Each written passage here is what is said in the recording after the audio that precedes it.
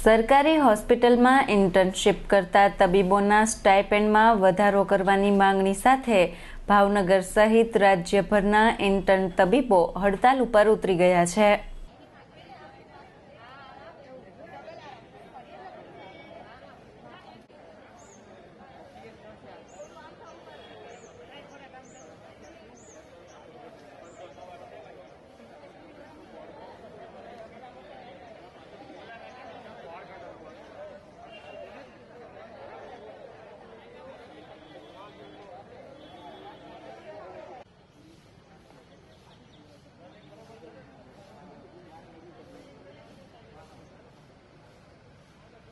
ભાવનગરના ઇન્ટર્ન તબીબો પણ આ હડતાલમાં જોડાયા છે।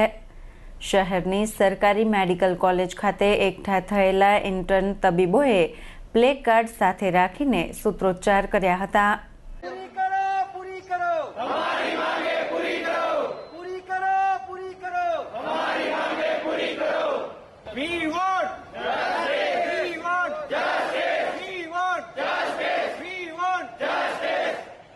Forgotten warrior, Indian doctors. Forgotten warrior, Indian doctors. Forgotten warrior, Indian doctors. पूरी करो हमारी मांगे पूरी करो। Forgotten warriors, Indian doctors. Forgotten warriors, Indian doctors. We want justice. We want justice. We want justice. હડતાલ અંગે ઇન્ટર્ન તબીબે માહિતી આપી હતી। મેડિકલ કોલેજ ભાવનગરના 150 જેટલા ઇન્ટર્ન ડોક્ટરોએ સ્ટ્રાઇક પર છે। અમારો હેતુ એ જ છે કે અમારી સેલેરી ખૂબ જ કમ છે, 12,000 જેટલી છે, જ્યારે અન્ય રાજ્યોમાં દિલ્હી, મહારાષ્ટ્ર તે બધા જ રાજ્યોમાં 40,000 થી 50,000 જેટલું સ્ટાઇફંડ મળે છે અને કામ બી અમે સેમ જ કરીએ છીએ, છતાં પણ અમારું સ્ટાઇફંડ ખૂબ જ ઓછું છે।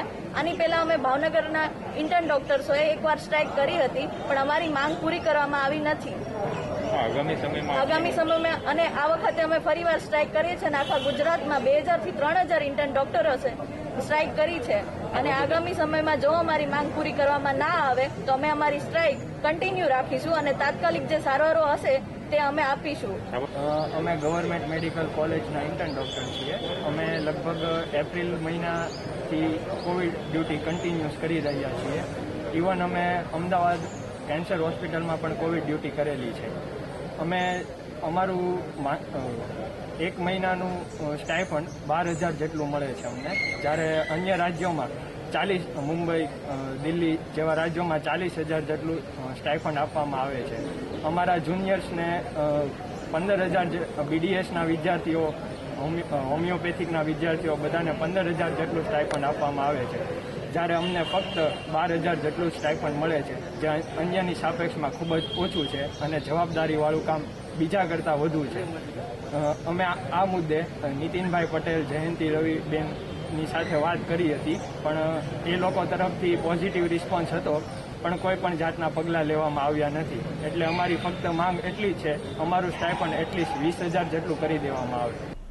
રાજ્ય સરકાર દ્વારા હાલ 13,000 સ્ટાઇપેન્ડ ચૂકવવામાં આવે છે, જેમાં વધારો કરી રૂપિયા 20,000 ચૂકવવા માંગણી કરવામાં આવી છે।